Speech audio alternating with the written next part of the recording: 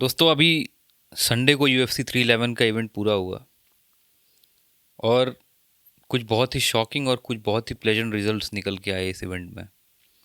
हम सभी ने वो पूरा फाइट कार्ड देखा और काफ़ी इन्जॉय किया।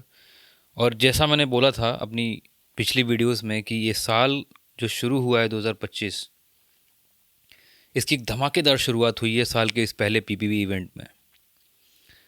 बहुत ज़्यादा बातें हो रही हैं इस समय कि जॉर्जियन रेसलिंग बेटर है या दागिस्तानी रेसलिंग बेटर है। जॉर्जियन रेसलिंग से आने वाले मेराब डिवालिशविली ने बहुत ही बुरी तरीके से डोमिनेट कर दिया उमर नुरमागोमेडोव को, जो दागिस्तानी रेसलिंग को रिप्रेजेंट करते हैं और हबीब के कज़िन हैं। तो आज की वीडियो में हम इसी बारे में बात करने वाले हैं। मेनली हम इसी बारे में बात करेंगे, बाकी थोड़ी बहुत बातें और भी होंगी, but mainly this video is all about this fight. और हम समझने की कोशिश करेंगे कि क्या सच में दागिस्तानी रेसलिंग अब डोमिनेट हो रही है और उसका बुरा वक्त शुरू हो गया जैसा बहुत से लोग बोल रहे हैं। बट उससे पहले मैं चाहता हूँ कि प्लीज़ आप इस चैनल को सब्सक्राइब कीजिए, इन वीडियोस को अपने बाकी MMA फैंस के साथ शेयर कीजिए, और अगर आपको वीडियोस अच्छी लगें तो इन वीडियोस को लाइक कीजिए, कमेंट्स कीजिए। दोस्तों, जो इस फाइट का जो को मेन इवेंट था, जो eventually fight of the night भी हुआ और जिसके बारे में पूरी दुनिया में आज बातें हो रही, पूरी दुनिया की MMA कम्युनिटी में काफ़ी बातें हो रही हैं, वो थी मेराब डवालिशविली का जो टाइटल डिफेंस था, पहला टाइटल डिफेंस अगेंस्ट उमर नूरमागोमेडोव। अब जब हम बात करते हैं मेराब और उमर की इस फाइट की, तो दो तीन बातें तो सबसे पहले समझ लेना बहुत इंपॉर्टेंट है। और सबसे पहली बात तो यही है जिस पे आई थिंक किसी को भी ऑब्जेक्शन नहीं होना चाहिए कि जॉर्जियन रेसलिंग और दागिस्तानी रेसलिंग जो है, ये कोई एक ऐसा कॉन्ट्रास्ट नहीं है इन दोनों में। ऐसा नहीं है कि एक इंडियन रेसलिंग की बात हो रही है और एक आर्मेनियन या फिर ईरानियन रेसलिंग की बात हो रही है। ये दोनों जो रीजन्स अगर जियोग्राफिकली आप देखेंगे तो आसपास सिचुएटेड हैं, और इसलिए इनकी जो रेसलिंग स्टाइल या फाइटिंग स्टाइल जो है उसमें काफ़ी ज़्यादा समानताएं आपको देखने को मिलती हैं। हालांकि जो मेराब आते हैं, ये मेराब किसी फाइटिंग बैकग्राउंड से नहीं आते हैं। इन्होंने अपना जो MMA या फाइटिंग करियर जो था वो बहुत लेट स्टार्ट किया।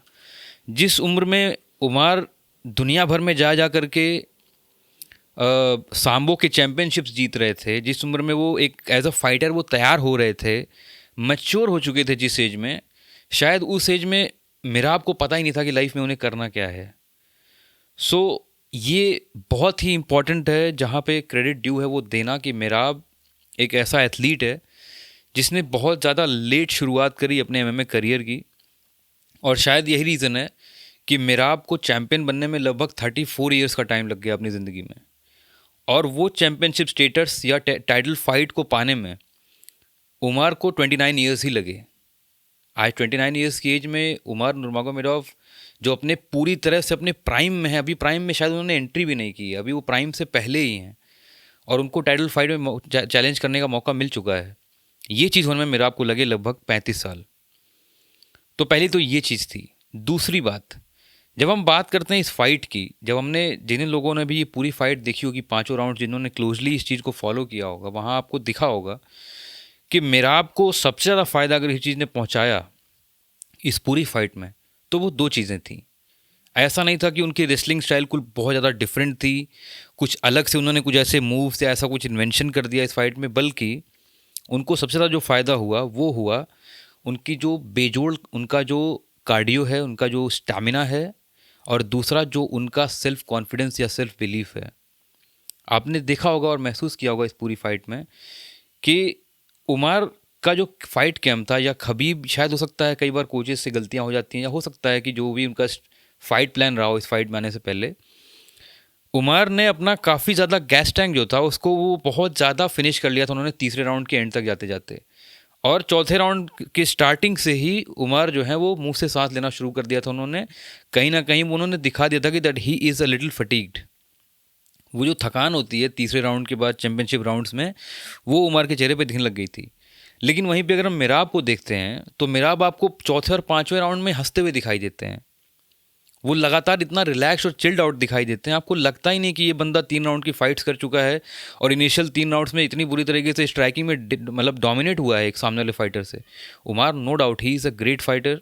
Umar has a huge and very promising future ahead. I am sure कि, और अगर आप कंपेयर कीजिए तो मेराब की इससे पहले बहुत ही बड़े फाइटर्स के साथ फाइट हुई है, जिसमें हेनरी सेहुडो का नाम आता है, इसमें पीटर यान का नाम आता है, इसमें होजे अल्डो का नाम आता है, जिसमें शॉन ओमैली का नाम आता है। इतने बड़े बड़े फाइटर्स के साथ इस बंदे की फाइट्स हुई हैं। लेकिन जिस तरीके से उमर ने इस बंदे को 3 राउंड्स में, जिस तरीके से उसको डोमिनेट किया है इनिशियल 3 राउंड्स में, या 2 राउंड्स और तीसरे राउंड के आधी टाइम लाइन तक, वैसा हमने कभी नहीं देखा था। तो ये कहना तो बिल्कुल ही बेमानी है कि मेराब ने एक तरफा इस मैच को जीता है। बहुत ही क्लोज फाइट थी, और मुझे लगता है कि थोड़ी बहुत मिस्टेक्स जिस पे जाने के बाद अब शायद ये लोग काम भी करेंगे। खबीब और इनकी टीम बहुत स्मार्ट है इन चीज़ों में, और इसीलिए शायद इतनी बड़ी लेगेसी उन्होंने तैयार की है। तो एज अ कोच या एज अ फाइटर मुझे लगता है कि उमर को he needs to work a little more on his stamina and cardio.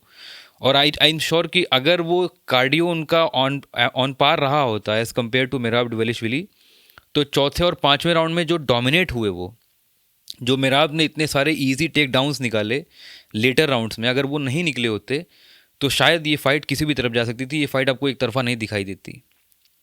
इस फाइट का डिसीजन हो सकता था उमर की तरफ भी जा सकता था। और एक कुछ वीडियोस निकल के आई हैं जिसमें कई लोगों ने डिसअपॉइंटमेंट भी दिखाई है इस चीज़ को लेके। उनको लगता है कि उमर ने 3 राउंड्स जीते थे, और अगर ये फाइट डिसीजन की तरफ गई है तो ये फाइट उमर को जीतनी चाहिए थी। बट जो जिस तरीके का रेजिलियंस यहाँ पे मेराब ने दिखाया चौथे और पाँचवें राउंड में, और जिस तरीके से उन्होंने एब्सोल्युटली एक तरीके से डोमिनेंस जो दिखाया रेसलिंग के बैक डिपार्टमेंट में लास्ट के राउंड्स में, उस चीज़ ने कहीं ना कहीं एक साइकोलॉजिकल एक एज दिया उन्हें इस फाइट में। और शायद उसी साइकोलॉजिकल एज की वजह से ये डिसीजन मेराब डवेलिशविली की तरफ गया। और आई एम रियली हैप्पी। ऐसा फाइटर काफ़ी मेहनत की है मेराब ने अपने पूरी फाइटिंग करियर में, बहुत ही तगड़े कंटेंडर्स को हराया है। और इस एक तरीके से एक डिबेट और स्टार्ट हो गई है कि मेराब को अगर उमर ने नहीं हराया तो probably he is the best bantamweight fighter in the world. There is no one to challenge him. एक उमर से ही थोड़ा खतरा था उनको अपने टाइटल या अपने थ्रोन का, और उमर जैसा चैलेंज अगर उन्होंने इतना एक तरीके से अगर देखा जाए तो काफ़ी इम्प्रेसिव तरीके से उन्होंने इस चैलेंज को पार किया है, तो ये बातें होना बहुत लाजमी है कि definitely Merab Dvalishvili definitely deserves a lot of respect as a bantamweight champion. I am not sure कि अगली फाइट उनकी किसके साथ होगी। पीटर यान की बातें वो कर रहे थे, फिर बीच में शॉन ओमैली से रीमैच की बातें हो रही थी। So I don't know what his future holds, but currently I think that the way he has impressed the fans across the world, he deserves a lot of respect. Umar Nurmagomedov भी एक बहुत ही बेहतरीन fighter है, एक बहुत ही अच्छा impressive record वो लेकर आ रहे थे, 18 फाइट्स में अनडिफीटेड से। और कहीं ना कहीं जब हम बात उमर या नुरमागोमेडोव या वो पूरा जो खबीब की पूरी फैमिली है, या दागिस्तान की अगर हम बात करें, वहाँ से कोई भी फाइटर जब निकल के आता है तो हमारी एक्सपेक्टेशन ऑलरेडी बहुत ज़्यादा हाई हम सेट कर लेते हैं। वो इतना हाई हम सेट कर लेते हैं, हमें लगता है कि वहाँ का कोई फाइटर हारना डिजर्व ही नहीं करता। तो हबीब या इस्लाम या फिर जो अंकलायफ हैं, इन फाइटर्स ने जो स्टैंडर्ड सेट कर दिया है उस रीजन के फाइटर्स के लिए, वो अपने आप में एक बहुत बड़ा प्रेशर है। और मुझे लगता है कि शायद वो प्रेशर कहीं ना कहीं कई बार जो फाइटर्स इस चीज़ को डील कर ले जाते हैं वो सक्सेसफुली निकल आते हैं चीज़ों से। और कहीं ना कहीं अगर उस तरीके के प्रेशर को अगर आप अपने ऊपर हावी होने देते हैं तो इस तरीके के रिजल्ट्स आपको बहुत बार देखने को मिल सकते हैं आने वाले टाइम में। So it was a great fight, it was a great fight card. Islam Makhachev ने जिस तरीके से रेनाटो मोइकानो को जिस तरह से डोमिनेट किया पहले ही राउंड में, जिस तरह फाइट को फिनिश किया, it was a pleasure to watch. Jiri Prochazka को मैंने पहले ही अपनी वीडियो में जब मैंने बात की थी who is the real contender at 205, तो मैंने बोला था कि जामहाल जिस तरीके की हरकतें करते दिखाई दी हैं पिछले महीनों में, उसका खामियाजा बोल लीजिए, उसका रिजल्ट जो है उन्हें दिखेगा संडे नाइट को। और वो दिखा, हम सभी ने देखा कि जीरी प्रोहाचका ने किस तरीके से डोमिनेट किया। हालांकि बहुत ज़्यादा टेक्निकल फाइटर नहीं थे जीरी प्रोहाचका, और हमने एक बार फिर देखा उनकी बहुत सारी कमज़ोरियां हमें दिखी इस फाइट में। गार्ड को बहुत ज़्यादा नीचे लेके जाना, बहुत ज़्यादा टेक्निकली उतना ज़्यादा पेशेंटली ब्रॉल करने की कोशिश करना।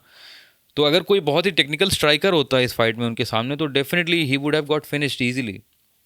और मुझे लगता है कि अगर उन्होंने इन चीज़ों पे काम नहीं किया तो एलेक्स परेरा हो सकता है तीसरे फाइट में, जो बातें चल रही हैं जीरी प्रोहाचका को तीसरा फाइट मिलने की, ही विल गेट सबमिटेड और finished once again. That's not a huge challenge for Alex Pereira and someone a technical striker like Alex Pereira. So this was all about the fight card. और भी बहुत अच्छी fights हुई।